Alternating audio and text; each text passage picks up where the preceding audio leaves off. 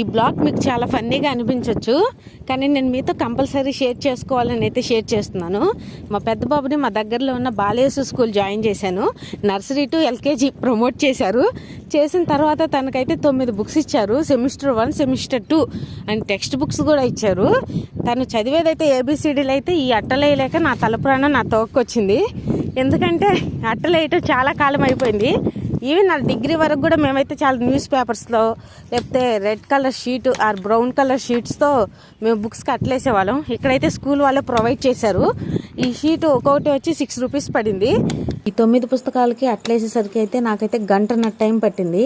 అసలే సీజర్ కూడా బాగాలేదు.